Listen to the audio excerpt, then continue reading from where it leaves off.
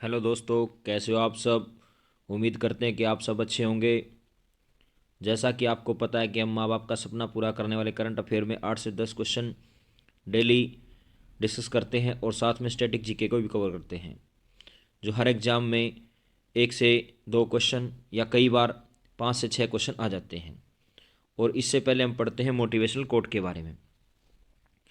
अगर आपने सफ़र शुरू कर दिया है तो बीच रास्ते से लौटने का कोई फ़ायदा नहीं है, क्योंकि वापस आने में जितनी दूरी तय होगी क्या पता मंजिल उसी के पास हो। दोस्तों, ये बिल्कुल सत्य है कि अगर आपने मेहनत करने का फैसला ले लिया है और आप लगातार मेहनत कर रहे हैं, अगर उसको आप बीच में छोड़ देते हैं, उसको बीच में छोड़ने से सफलता आपको नहीं मिलेगी, क्योंकि जितनी दूरी आपने उसको प्राप्त करने के लिए लगाई है, क्या पता जब आप वापस लौट रहे हो, क्या पता उसी में आपको सफलता मिल जाए। तो इसलिए दोस्तों, लगातार आपको मेहनत करनी चाहिए और अपने माँ बाप का नाम रोशन करना चाहिए। अब बात करते हैं करंट अफेयर से संबंधित। भारत की पहली अंडर मेट्रो का उद्घाटन प्रधानमंत्री नरेंद्र मोदी ने किस राज्य में किया है? तो ये क्या आप कह सकते हैं पश्चिम बंगाल में। यानी पश्चिम बंगाल के कलकत्ता में भारत की पहली अंडर वाटर मेट्रो का उद्घाटन किया है। इसके साथ अगर बात की जाए, प्रधानमंत्री नरेंद्र मोदी ने कलकत्ता में भारत की पहली अंडर वाटर मेट्रो का उद्घाटन किया। 2009 में इसकी शुरुआत की गई थी अंडर मेट्रो की, और 2024 में बनकर तैयार हो गया। इसका निर्माण कलकत्ता में हुगली नदी पर किया गया है। पूछा जाए कहाँ पर या किस नदी पर किया गया, तो हुगली नदी पर किया गया है। यह अंडर वाटर मेट्रो टनल शहर के ईस्ट वेस्ट मेट्रो कॉरिडोर का हिस्सा है। कलकत्ता मेट्रो के इस फेज के शुरू होने से हावड़ा देश का सबसे गहरा मेट्रो स्टेशन बन गया, जो सतह से 32 से 33 मीटर नीचे स्थित है। बिल्कुल इंपॉर्टेंट क्वेश्चन है कि देश का सबसे गहरा मेट्रो स्टेशन कौन सा बन गया है। तो उसका बात की जाए तो हावड़ा, आप कह सकते हैं मेट्रो स्टेशन वो सबसे गहरा बन गया है, 32 से 33 मीटर वो नीचे स्थित है। और पूछा जाए कि पहली अंडर वाटर मेट्रो का उद्घाटन कहाँ पर किया गया? कलकत्ता में किया गया। किसके द्वारा उद्घाटन किया गया? नरेंद्र मोदी के द्वारा किया गया। और इसकी शुरुआत कब हुई? 2009 में शुरुआत हुई और 2024 में बनकर तैयार हुआ। इसके साथ अगर बात की जाए, भारत की जो प्रथम मेट्रो रेल है, वेरी इंपॉर्टेंट क्वेश्चन है, भारत की प्रथम मेट्रो रेल कहां पर शुरू की गई और कहां कब शुरू की गई? तो यह शुरू की गई 24 अक्टूबर 1984 को कलकत्ता में शुरू की गई। यानी भारत की प्रथम मेट्रो कलकत्ता में शुरू की गई 24 अक्टूबर 1984 को, और 3.4 किलोमीटर के विस्तार पर एस्प्लानेड से भवानीपुर भवानीपुर जिसको अब नेताजी भवन तक वाणिज्य सेवा का शुभारंभ हुआ है। और 27 सितंबर 1995 को दमदम से टोलीगंज तक 27 स्टेशनों के बीच 16.45 किलोमीटर की शुरुआत की गई। यानी वेरी इंपॉर्टेंट क्वेश्चन है कि भारत में सबसे पहले मेट्रो की शुरुआत कहां पर हुई? कलकत्ता में हुई। कब हुई? 24 अक्टूबर 1984 को हुई। कितने किलोमीटर वो चली? आप कह सकते हैं 3.4 किलोमीटर वो चली। और 27 सितंबर 1995 को दमदम से टोलीगंज तक 27 स्टेशनों के बीच 16.45 किलोमीटर तक भी आप कह सकते हैं उस मेट्रो का उद्घाटन किया गया, उस मेट्रो को चलाया गया। इसके साथ अगर बात की जाए दिल्ली में मेट्रो कब चली, तो 24 दिसंबर 2002 में दिल्ली में मेट्रो की शुरुआत हुई, जो शाहदरा से 30 हजारी कॉरिडोर तक चली। दिल्ली मेट्रो रेल सेवा का उद्घाटन प्रधानमंत्री अटल बिहारी वाजपेयी द्वारा किया गया, और दिल्ली मेट्रो कुल 12 लाइनों पर अपनी सेवा दे रही है। वेरी इंपॉर्टेंट क्वेश्चन है कि दिल्ली में मेट्रो की शुरुआत कब हुई? तो 24 दिसंबर 2002 को हुई। कहां से कहां तक चली?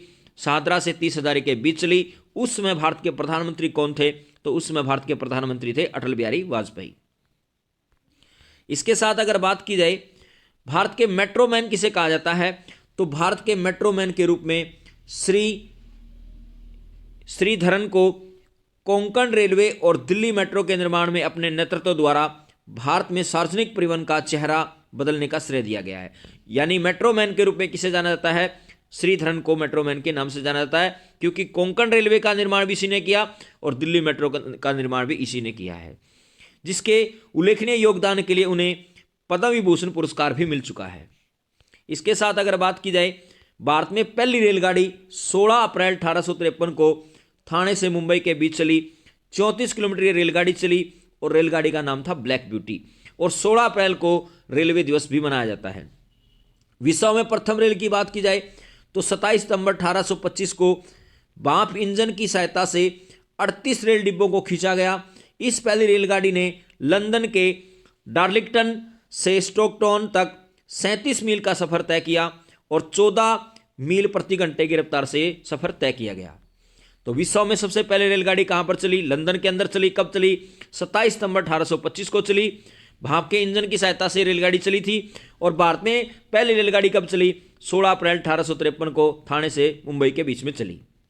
इसके साथ साथ अगर बात की जाए, हाल ही में नई इंटरऑपरेबल भुगतान प्रणाली को लागू करने के लिए कौन सा संगठन जिम्मेवार है? तो इसके लिए आप कह सकते हैं एनपीसीआई भारत विलेप लिमिटेड। यानी हाल ही में नई इंटरऑपरेबल भुगतान प्रणाली को लागू करने के लिए आप कह सकते हैं एनपीसीआई भारत विलेप लिमिटेड, आप कह सकते हैं संगठन जो है जिम्मेवार है।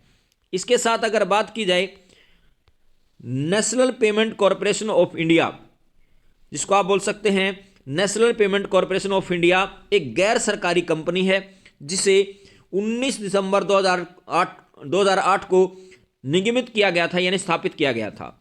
यह एक सार्वजनिक असूचीबद्ध कंपनी है और इसे शेयरों द्वारा सीमित कंपनी के रूप में वर्गीकृत किया गया है।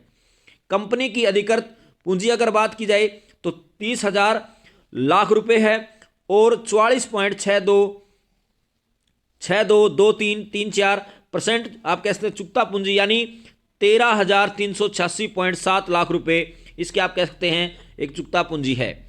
यानी बिल्कुल इंपॉर्टेंट क्वेश्चन है कि national payment corporation of India किस प्रकार की कंपनी है? गैर सरकारी कंपनी है।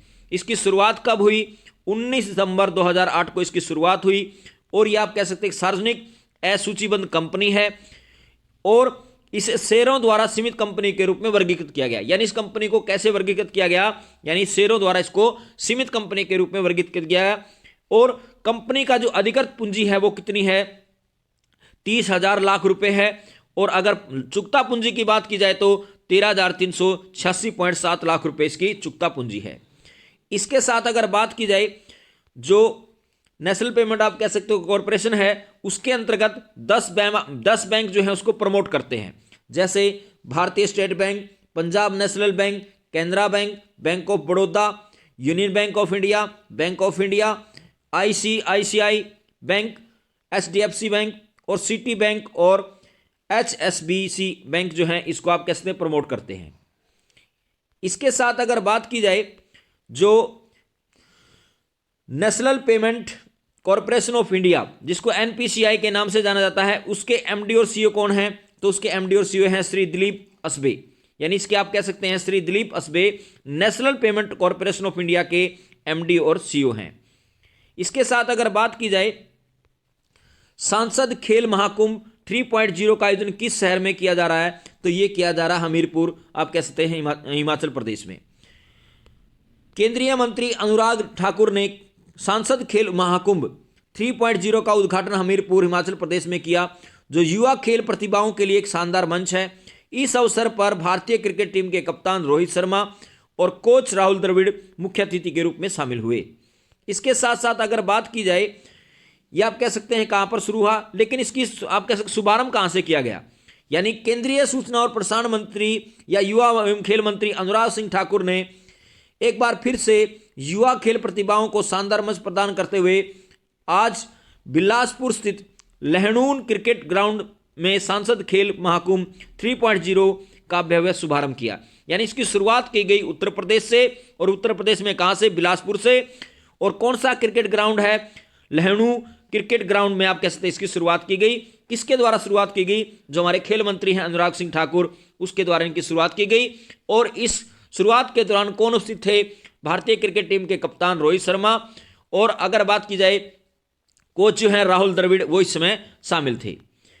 इसके साथ अगर बात की जाए, हाल ही में शुरू ई किसान उपज निधि पहल का प्राथमिक उद्देश्य क्या है? तो इसका प्राथमिक उद्देश्य की अगर बात की जाए तो किसानों के भंडारण रसद को आसान बनाने के लिए, यानी किसानों के जो भंडारण करती है, किसान जो भंडारण करता है उसको और भी आसान बनाने के लिए ई किसान उपज निधि का आप कहते हैं प्राथमिक उद्देश्य है।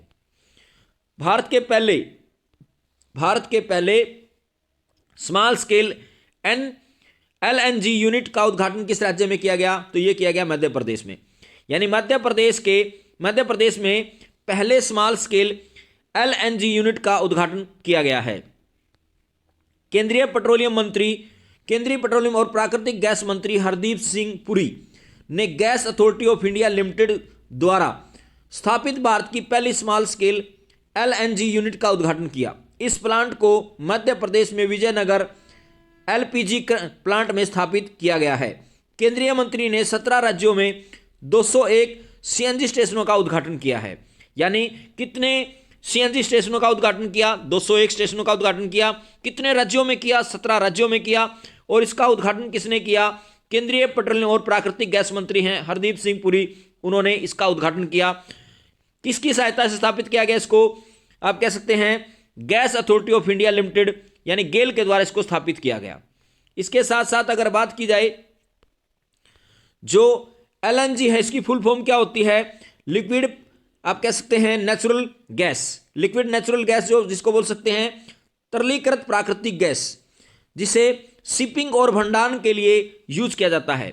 जो LNG है वो किसके लिए यूज होती है? शिपिंग और भंडारण के लिए यूज होती है। और शिपिंग और भंडारण के लिए -260 डिग्री फ़ारेनहाइट पर तरल अवस्था में ठंडा किया जाता है।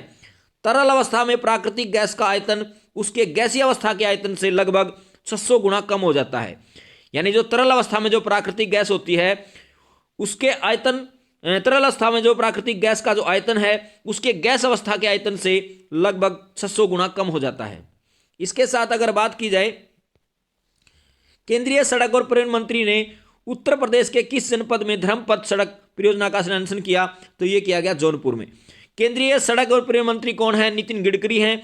उन्होंने उत्तर प्रदेश के जौनपुर में धर्मपथ सड़क का आप कह सकते हैं परियोजना का शिलान्यास किया। इसके साथ अगर बात की जाए, हाल ही में फेलिटियो किस देश की नई प्रधानमंत्री बनी है? तो ये बनी है तवालू की।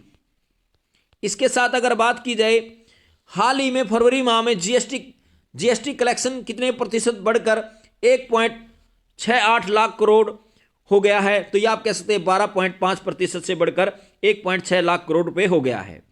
इसके साथ अगर बात की जाए, 101वें संवैधानिक संशोधन 2016 के तहत देश में एक नई कर व्यवस्था शुरू की गई जिसको बोला जाता है GST, गुड सर्विस टैक्स की शुरुआत हुई। और इस संशोधन ने भारत के संविधान में एक नया अनुच्छेद 279A जोड़ा गया। यानी GST के लिए कौन सा संवैधानिक संशोधन किया गया? 101वां संवैधानिक संशोधन किया गया। कब किया गया? 2016 में। और कौन सा अनुच्छेद जोड़ा गया? 279A आप कह सकते हैं अनुच्छेद जोड़ा गया। आप कह सकते हैं GST को लागू करने वाला भारत का पहला राज्य कौन सा बना? तो भारत का पहला राज्य बना असम। और GST को कब लागू किया गया? 1 जुलाई 2017 को लागू किया गया। यह एक आप कह सकते हैं अप्रत्यक्ष कर है।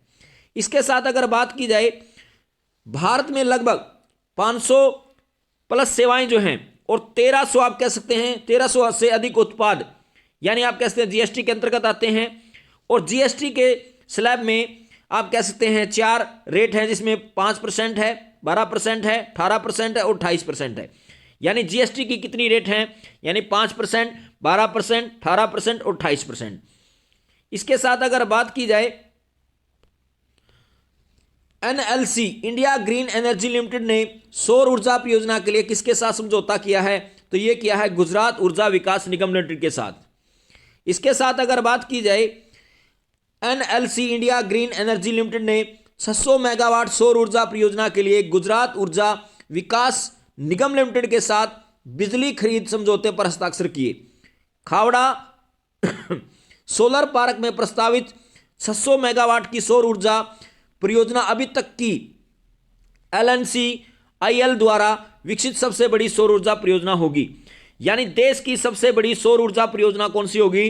तो खावड़ा सोलर पार्क जो आप कह सकते हैं गुजरात के अंदर है, वो प्रस्तावित है 600 मेगावाट सौर ऊर्जा उत्पादन करने के लिए। और यह देश की आप कह सकते हैं सबसे बड़ी सौर ऊर्जा परियोजना होगी। इसके साथ अगर बात की जाए मार्च के जो दिवस हैं वो बड़े इंपॉर्टेंट हैं और बार बार यहां से क्वेश्चन पूछे जाते हैं। जैसे हम बात करते हैं कि 1 मार्च को विश्व नागरिक सुरक्षा दिवस मनाया जाता है, 1 मार्च को ही शून्य भेदभाव दिवस मनाया जाता है, 3 मार्च को विश्व श्रवण दिवस मनाया जाता है, 3 मार्च को विश्व वन्य जीव दिवस मनाया जाता है, 4 मार्च को राष्ट्रीय सुरक्षा दिवस मनाया जाता है, 8 मार्च को अंतर्राष्ट्रीय महिला दिवस मनाया जाता है। बहुत इंपॉर्टेंट क्वेश्चन है। इसके साथ साथ बात की जाए 8 मार्च को नो स्मोकिंग डे, 9 मार्च को विश्व किडनी दिवस, 14 मार्च को नदियों के लिए कार्रवाई का अंतर्राष्ट्रीय दिवस, 15 मार्च को विश्व उपभोक्ता अधिकार दिवस बड़ा इंपॉर्टेंट है, 18 मार्च को आयुध निर्माण दिवस मनाया जाता है, 20 मार्च को अगर बात की जाए इंटरनेशनल डे ऑफ हैप्पीनेस बड़ा इंपॉर्टेंट है, 20 मार्च इंटरनेशनल डे ऑफ हैप्पीनेस, 21 मार्च को विश्व डाउन सिंड्रोम दिवस, 21 मार्च को अंतर्राष्ट्रीय वन दिवस बड़ा इंपॉर्टेंट है या विश्व वानिकी दिवस, 21 मार्च को विश्व कविता दिवस, 22 मार्च को बड़ा इंपॉर्टेंट है विश्व जल दिवस, 23 मार्च को विश्व मौसम विज्ञान दिवस बड़ा इंपॉर्टेंट है, 24 मार्च को विश्व अक्षय रोग दिवस और 27 मार्च को विश्व रंगमंच दिवस मनाया जाता है। तो जितने भी मार्च महीने के दिवस हैं मैंने आपको सारे कंप्लीट कर दिए यहाँ पर, और इनमें से 8 से 10 जो डेज हैं वो बड़े इंपॉर्टेंट हैं। इसके साथ साथ अगर बात की जाए हाल ही में किस राज्य सरकार ने प्रदेश में ग्रीन हाइड्रोजन पॉलिसी को मंजूरी दी है, तो ये आप कह सकते हैं उत्तर प्रदेश राज्य ने इसके लिए मंजूरी दी है। उत्तर प्रदेश सरकार ने ग्रीन हाइड्रोजन पॉलिसी और एनटीपीसी के सहयोग से 8,624 करोड़ रुपए की लागत से अनपरा में 800 मेगावाट की 2 यूनिट स्थापित करने के प्रस्ताव को मंजूरी दी है। मुख्यमंत्री योगी आदित्यनाथ की अध्यक्षता में हुई बैठक में ये फैसले लिए गए। ग्रीन हाइड्रोजन पॉलिसी 5 वर्षों के लिए निर्धारित की जाएगी। वेरी इंपॉर्टेंट क्वेश्चन है कि ग्रीन हाइड्रोजन पॉलिसी कितने वर्षों के लिए निर्धारित की जाएगी? 5 वर्षों के लिए। और ग्रीन हाइड्रोजन पॉलिसी किस राज्य सरकार के द्वारा शुरू की गई? तो आप कह सकते हैं उत्तर प्रदेश के द्वारा। और किसके सहयोग से स्थापित की गई? एनटीपीसी के सहयोग से स्थापित की गई। और इस पर कितने रुपए खर्च किए जाएंगे? 8,624 करोड़ रुपए की लागत से ये आप कह सकते हैं बनाई जाएगी। इसके साथ साथ अगर बात की जाए हाल ही में किस राज्य में विधवा पुनर्विवाह प्रोत्साहन योजना शुरू की गई है? तो ये बात कि ये आप कह सकते हैं शुरुआत की गई है झारखंड के द्वारा। और कई बार क्वेश्चन आता है कि भारत में विधवा पुनर्विवाह की शुरुआत किसके समय में हुई थी? तो ये शुरुआत की गई थी ईश्वर चंद्र विद्यासागर के द्वारा। और यहां पर विधवा पुनर्विवाह को प्रोत्साहन योजना को शुरू करने वाला पहला राज्य अगर बात की जाए तो कौन सा बना है? झारखंड बना है। इसके साथ साथ अगर बात की जाए झारखंड के मुख्यमंत्री चिपेंग सोरेन ने राज्य विधवा पुनर्विवाह प्रोत्साहन की योजना की शुरुआत की है। इस योजना के तहत पुनर्विवाह करने वाली विधवा को 2 लाख रुपए की राशि दी जाएगी। यानी विधवा पुनर्विवाह करने वाली महिला को 2 लाख रुपए की राशि दी जाएगी। हाल ही में झारखंड सरकार ने वित्तीय वर्ष 2024-25 के लिए 1.28 लाख करोड़ रुपए का यह बजट पेश किया है। बड़ा इंपॉर्टेंट क्वेश्चन है कि किस राज्य ने विधवा पुनर्विवाह के लिए प्रोत्साहन योजना शुरू की है? तो झारखंड राज्य ने शुरू की है। और इसके लिए उसको कितनी राशि दी जाएगी? 2 लाख रुपए की राशि दी जाएगी। इसके साथ साथ अगर बात की जाए हाल ही में किस भारतीय क्रिकेटर ने क्रिकेट के सभी प्रारूपों से संन्यास की घोषणा की है? तो उनका नाम है शहबाज नदीम। शहबाज नदीम ने भारतीय क्रिकेटर ने क्रिकेट के सभी प्रारूपों से संन्यास की घोषणा की है। भारतीय क्रिकेटर और बाएं हाथ के स्पिनर शहबाज नदीम ने क्रिकेट के सभी प्रारूपों से संन्यास की घोषणा की। 34 वर्षीय नदीम का लक्ष्य अब दुनिया भर की 20 लीग में खेलना है। उन्होंने उनके 2 टेस्टों में 8 विकेट लिए, जिसमें से उनका सर्वश्रेष्ठ टेस्ट प्रदर्शन 2 विकेट लिए उन्होंने 8 रन देकर के शामिल है। नदीम आईपीएल में दिल्ली कैपिटल्स, सनराइज हैदराबाद और लखनऊ सुपर जायंट्स के लिए खेले हैं। यानी आप कह सकते हैं जो शहबाज नदीम है वो आईपीएल में किसकी तरफ से खेले हैं? दिल्ली कैपिटल्स की तरफ से खेले हैं, सनराइज हैदराबाद की तरफ से खेले हैं, लखनऊ सुपर जायंट्स की तरफ से खेले हैं। और इन्होंने आप कह सकते हैं क्रिकेट के सभी प्रारूपों से क्या कर लिया? संन्यास ले लिया। इसके साथ साथ कुछ उपनाम हैं, जैसे लाइटनिंग किंड विश्वनाथ आनंद को कहा जाता है, द वाल द राहुल द्रविड़ को कहा जाता है, टर्मिनेटर किसे कहा जाता है? हरभजन सिंह को कहा जाता है, तारपीडो किसे कहा जाता है? ईशान थोरप को कहा जाता है, इयान थोरप को कहा जाता है, इंडियन एक्सप्रेस पेस और भूति को कहा जाता है, ब्लैक पर्ले आप कह सकते हैं, ब्लैक पर्ल पिले को कहा जाता है, डेनिस द मिन्सो आंद्रे अगासी को कहा जाता है। इसके साथ अगर बात की जाए हॉकी का जादूगर किसे कहा जाता है, मेजर ध्यानचंद को कहा जाता है। उड़न परी पीटी उषा को कहा जाता है। फ्लाइंग सिख किसे कहा जाता है, मिल्खा सिंह को कहा जाता है। रावलपिंडी एक्सप्रेस श्वेत को कहा जाता है। सुपर मोम मैरी कॉम को कहा जाता है और बंगाल टाइगर सौरव गांगुली को कहा जाता है। दोस्तों अगर आपको हमारी मेहनत अच्छी लग रही हो तो हमारे चैनल को लाइक करें, कमेंट करें, सब्सक्राइब करें और ज़्यादा से ज़्यादा शेयर करें और अपने माता पिता का सम्मान करें, देश के जवानों का सम्मान करें, हमेशा मुस्कुराते रहें। और हमें बिल्कुल आपसे उम्मीद है कि जो हमारे द्वारा जो कंटेंट आपको दिया जा रहा है बड़ा अच्छा लग रहा है और आप हमारे टेलीग्राम चैनल से जुड़ सकते हैं जो आपको वीडियो के डिस्क्रिप्शन में आपको मिल जाएगा। धन्यवाद।